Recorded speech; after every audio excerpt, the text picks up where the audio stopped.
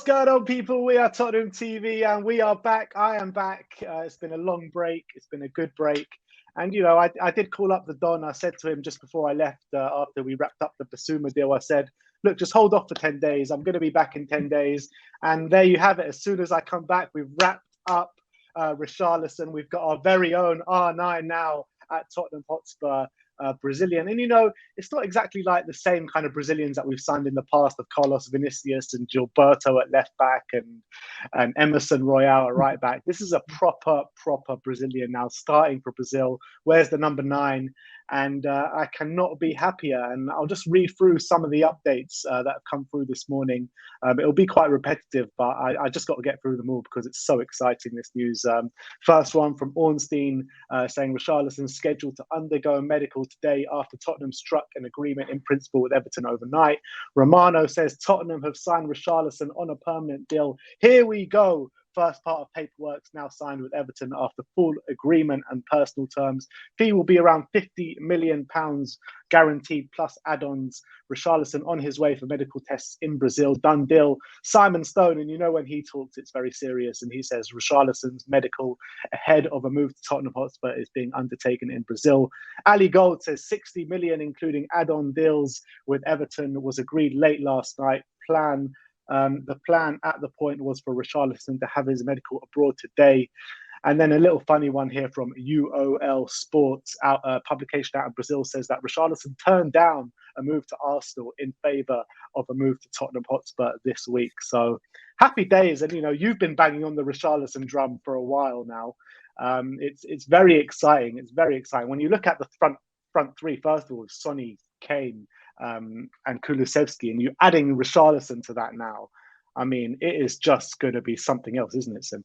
I think it's a fantastic deal. Yeah, look, as you say, adding Richarlison to those three, it's very hard now to name a 4 for one team better than the 4 we have. And that is unbelievable to think about, considering where we were a year ago under Nuno Espirito Santo. And, we had struggling to score a goal and all these kind of things. All of a sudden, our front line looks as good as anyone's now. I think 50 million plus 10 million, I think, represents a decent deal for me. I don't think it's amazing value, but I don't think we've also massively overpaid either. I think it's a decent deal. I think Everton will probably feel like under different circumstances they could have got a higher fee.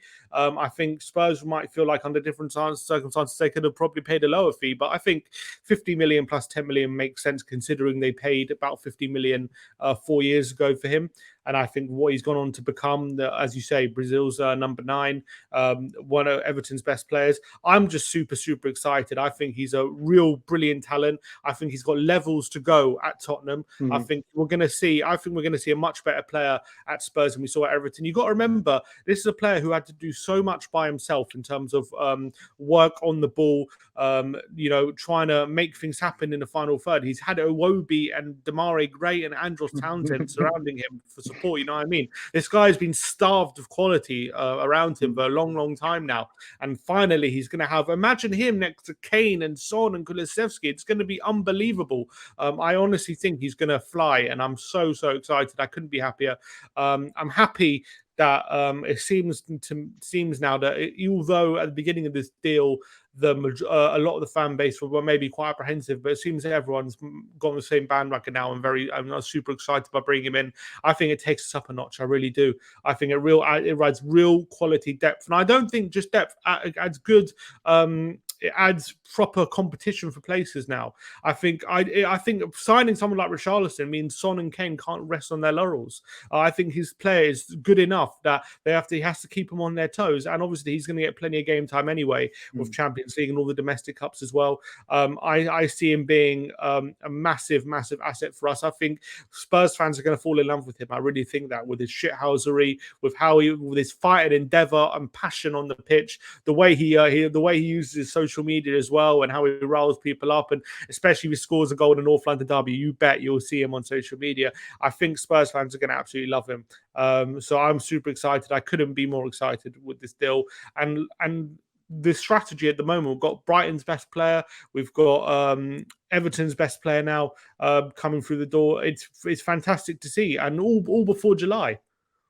Absolutely. I mean, it's absolutely great business. And on that point you make about buying Brighton's best player and buying Everton's best player, I mean, that people were saying, I mean, I've heard people around on social media and on streams and stuff saying buying Richarlison is not big club mentality.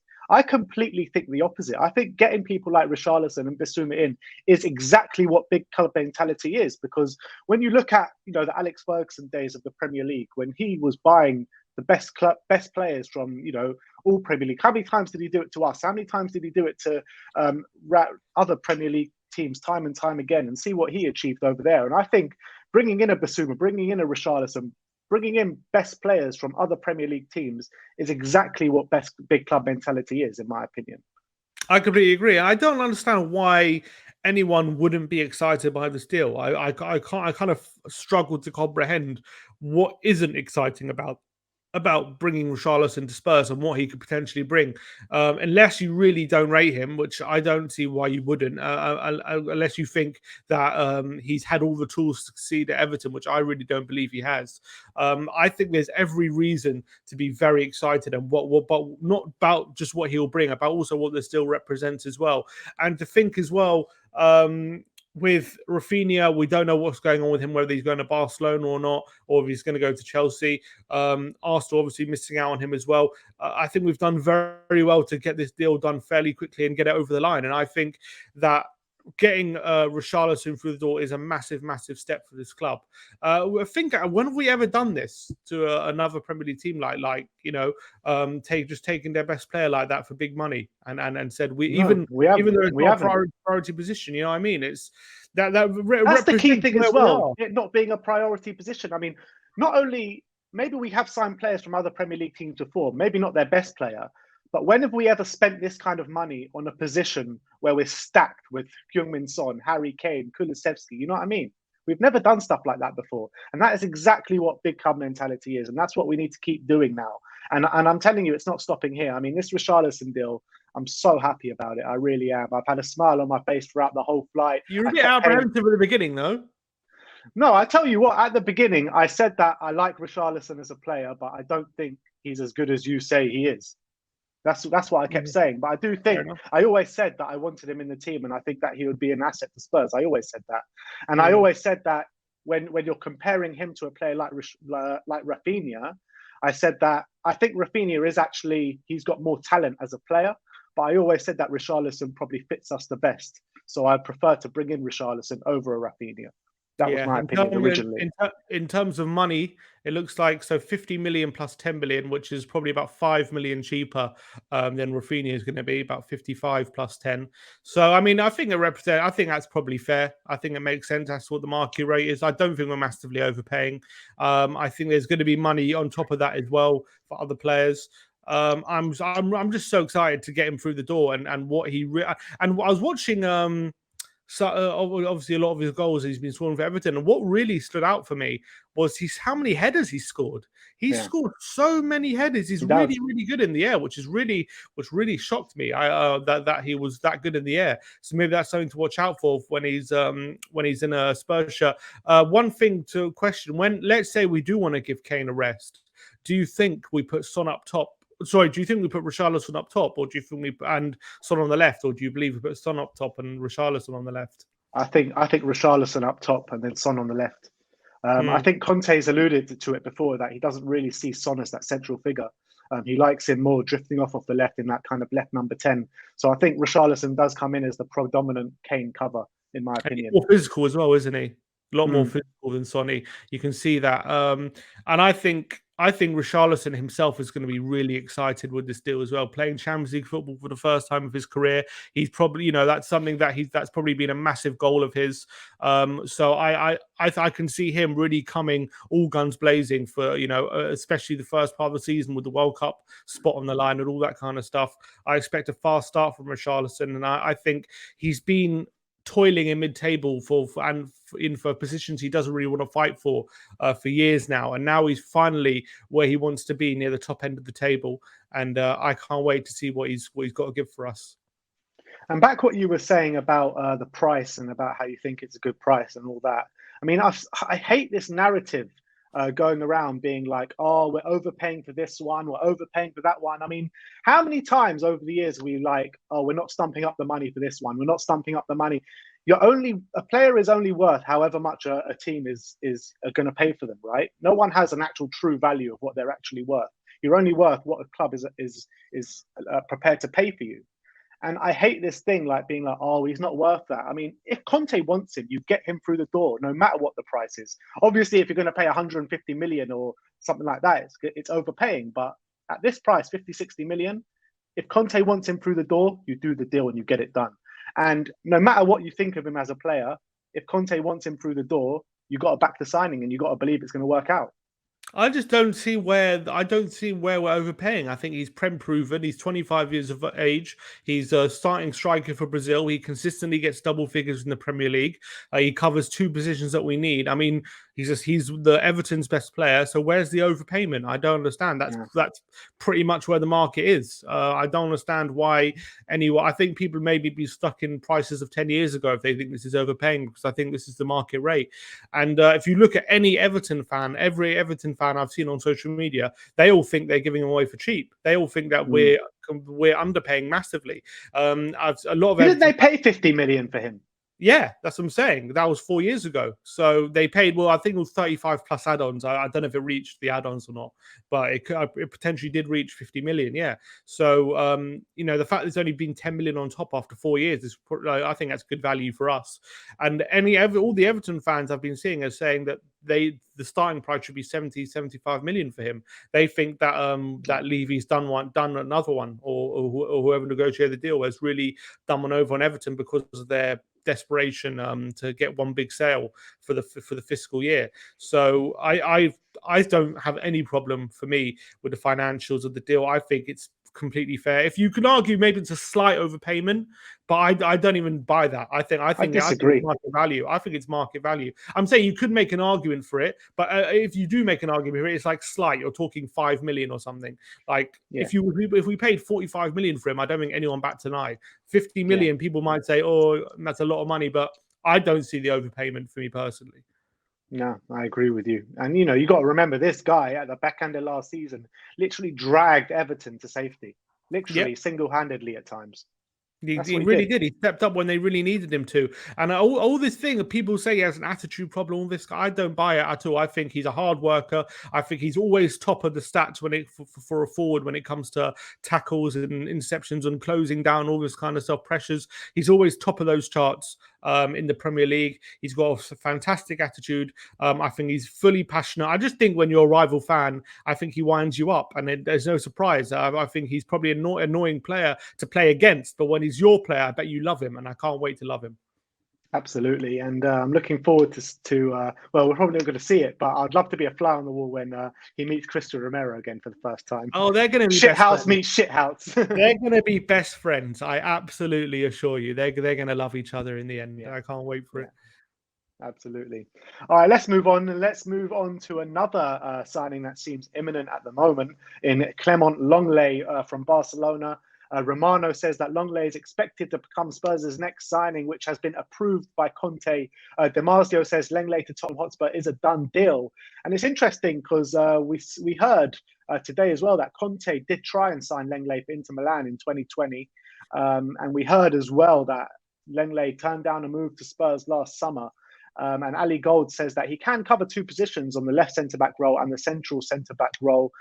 He's a defender with immense ball-playing ability, like really immense ball-playing ability. But in my opinion, I think there's reservations maybe in his physicality and actual defensive work. I mean, what's your opinion on Lenglet?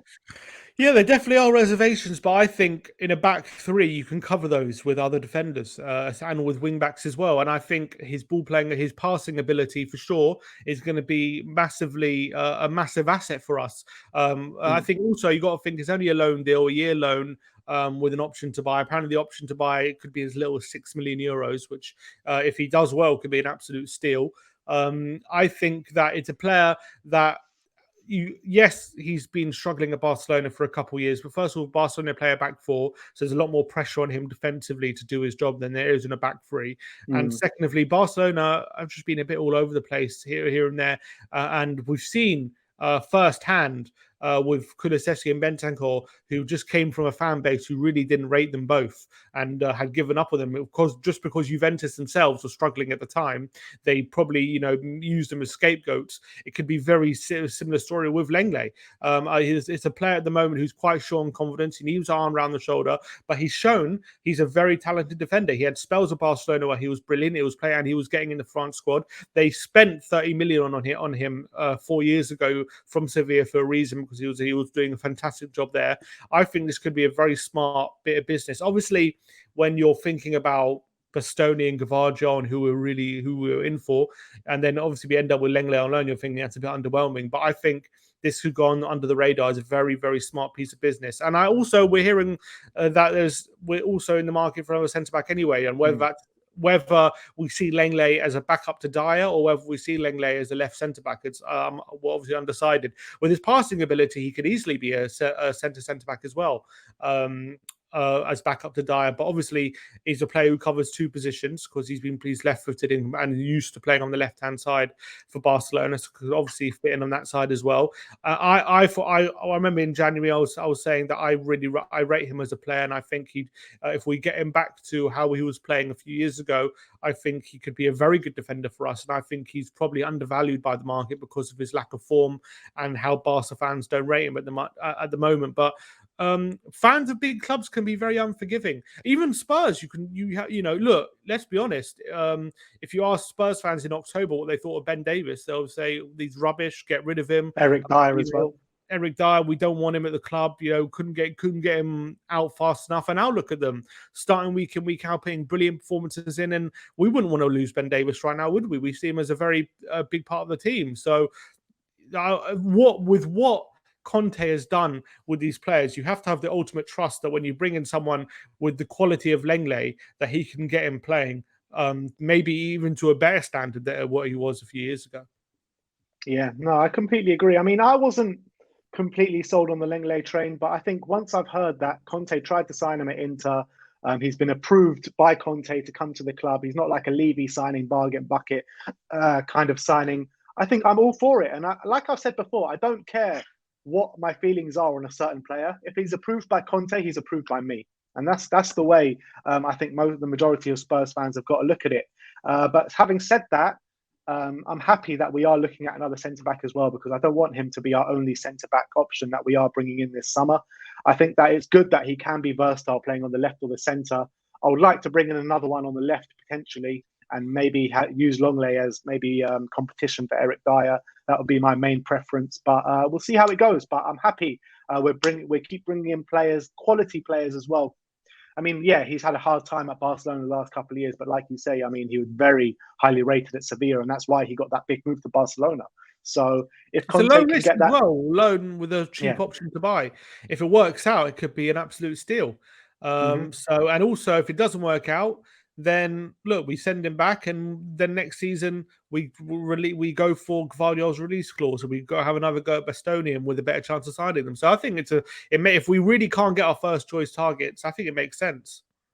On Gvardiol, by the way, I don't get this whole release clause rubbish. I mean, why would Leipzig not accept bigger than the release clause this summer? Like say a monstrous offer of 70 million, 80 million, if they're going to get rid of him for 45, 50 million next summer. They want to keep him. They don't want to lose him. For one more year, though, you know what I mean? It's only 1 year. I mean, they can make serious dollar. Yeah, just have the same with Dortmund and Haaland, but they didn't want to lose him, did they? And they ended up selling him for 50 instead of. I think that's just how it works in Germany. That they have an understanding. Look, you're going to stay for a year, but if someone activates a release clause, then you can go, but you're staying. And I think that's what Leipzig are doing. Do you think that with Gvardiol, if we do stump up the cash, put in a monstrous offer this summer, we can sway him to come? Potentially, but I don't. Why is it worth it to pay double the price when you can get him for half the price in a year's time? But there's going to be a lot more competition next summer, though. That's the thing. Potentially, but I think it's an indication if they've put a release clause in that that's more of an indication they just don't want to let him go this summer. That they're adamant. I think that's what it tells me. Not that he hasn't signed the contract yet. No, he hasn't. So maybe there is an opportunity, but look, I don't know. I mean, you're talking 70, 80 million. It's going to be a big price because he did just sign one in October. Yeah. Yeah, it's true. We'll see how that one goes, but it looks as though Clement Lenglet will be our next signing after Richarlison. A few other stories we've got for you today. Let's start off with Emerson Royal. Paul Joyce of the Times saying Atletico Madrid have approached Tottenham for Emerson with a loan with an option to buy, but Tottenham would prefer a permanent transfer. And this is also on the back of Emerson's agent talking, and he's saying that Conte says that Emerson's number one right back at Tottenham, but I guess he is number one right back at Tottenham because we don't have many right backs at the moment. Yeah. Exactly. To be fair, look, he definitely was at the end of the season, obviously because of Doherty's injury. With Doherty, I guess in theory, with Doherty still having to come back from injury from the end of last season, and with Emerson playing well, he probably does have the shirt technically. Because if we were, let's say, the first game of the season was tomorrow, Emerson will probably be playing. Like he'd probably be our number one. So I think in theory he is number one.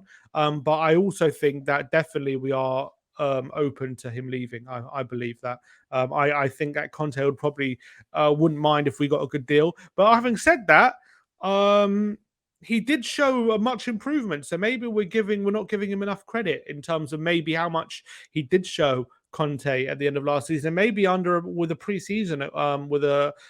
preseason under Conte. Who knows how good he could be next season? Maybe that is something to look at.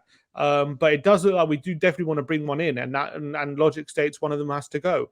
And that is probably going to be Emerson, seeing he's probably a more sellable asset, I would say. Yeah, I agree. That's the thing. But I don't think he gets enough credit for how he improved, in my opinion. I agree. I mean, I was actually out in Mauritius. They had the Spurs Liverpool at Anfield game. They had a rerun of that in the hotel room, and I was watching it. And Emerson was absolute quality that day. He was absolute quality. I mean, his ball playing skills that game. I mean, even for the goal, I mean, it was absolutely unbelievable the way he was pinging it about. And I remember standing next to you at Anfield that day, being like, "Where has this come from? We've never seen that before." Yeah. And suddenly he's just pinging it left, right, and centre. Yeah, he was incredible, and I just think he had a really good end to the season. He really stepped up when we needed him to. It's just that is he ever going to be the right wing back that Conte really wants? I think there's big question marks there. That's absolutely true. But if he was still here at the beginning of the season, I'm not going to be that upset about it. Yeah, well, I guess we'll have to see how that one plans out. But we do have another update on the right wing-back situation from Fabrizio Romano, and he says Paratici has 3 options on the list for right wing-back, even though Spence is among the most popular on that list. I mean, this Spence saga is just dragging on and on and on. And I mean, we're not even talking about big money here. We're talking about like 15 million that we won't pay. Well, it depends how much Middlesbrough want. But it sounds like, well, with Levy heading the deal, you know that he's gonna be haggling over every little fee. So that doesn't surprise me whatsoever. I think at this point, whether we get him or not, I mean, I want him.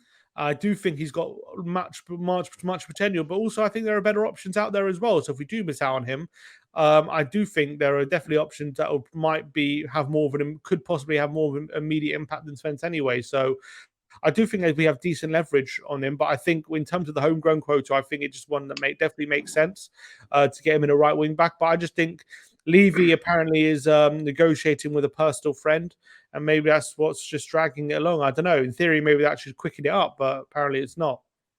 They're probably both just trying to get one up on each other. Exactly. That's probably the situation over there. Neither of them want to lose. Yeah, exactly.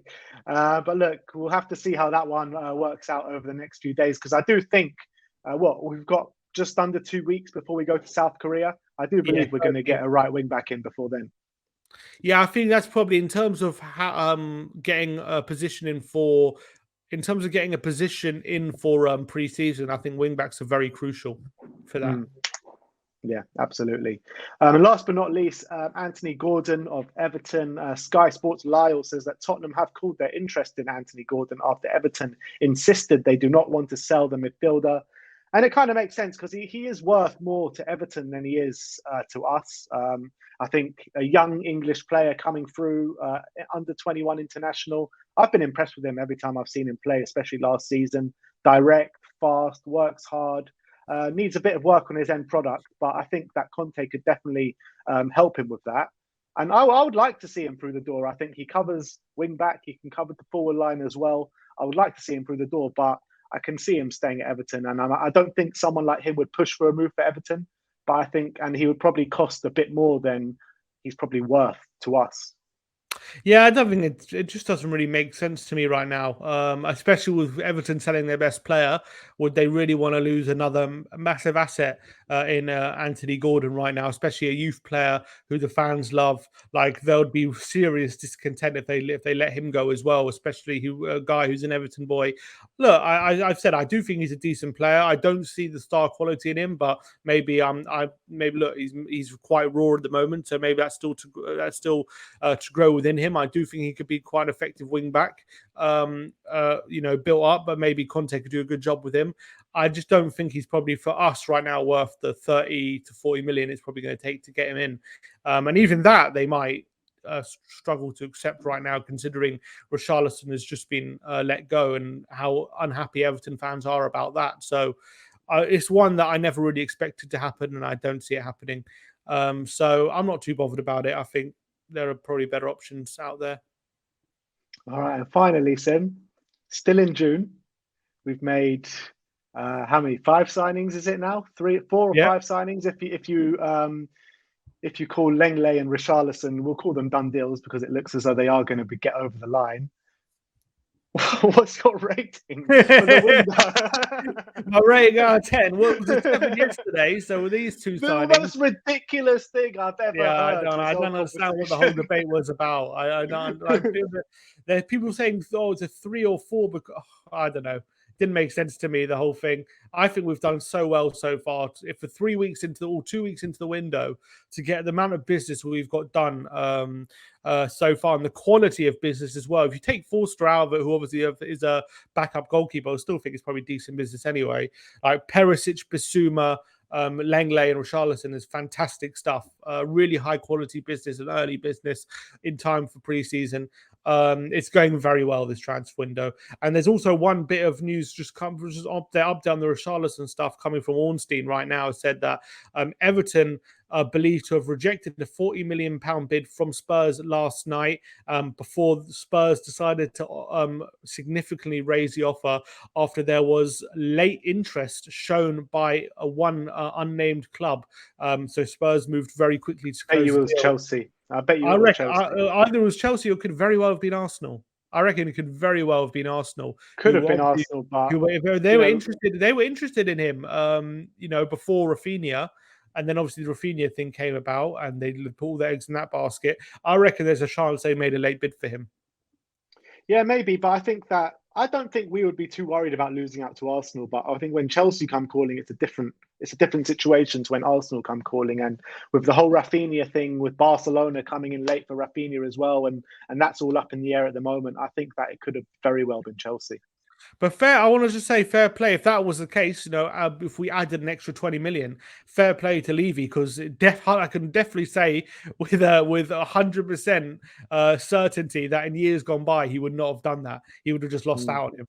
That's what he would have done. He wouldn't have put an extra 20 million on top straight away. He would have said, he maybe would have put an extra 5, but to put an extra 20 on top of that to make sure we get the deal over the line, that's definitely a change in tactics. So fair play to Levy and the hierarchy for making sure they got this deal done, it looks like. Absolutely, and you can see the change of tactics. We've brought in 5 players. It's at the end of June now. We're going to pre-season tour in a week and a half, and I still expect more signings. I mean, that's the crazy thing about it. I mean, from now until the end of the window completely, how many more signings do you expect to come through the door? Obviously, a lot depends on outgoings, but obviously, we definitely expect another wing back as well. I reckon we might go later in the window for another forward. I wouldn't be surprised if we get another versatile forward through the door. And look, he said specifically he wants a number 10 and another centre back. But I don't know if we're going to get another 4. So we have to. I don't know. Another 4 is a bit ambitious. I'm going to go for 3. So maybe a forward won't happen, but I'd like to see us get another creative midfielder and a centre back and a wing back. So another 3, yeah. Ericsson just makes sense, man. Just bring him through the door. I don't know what going they're on with him playing at the moment.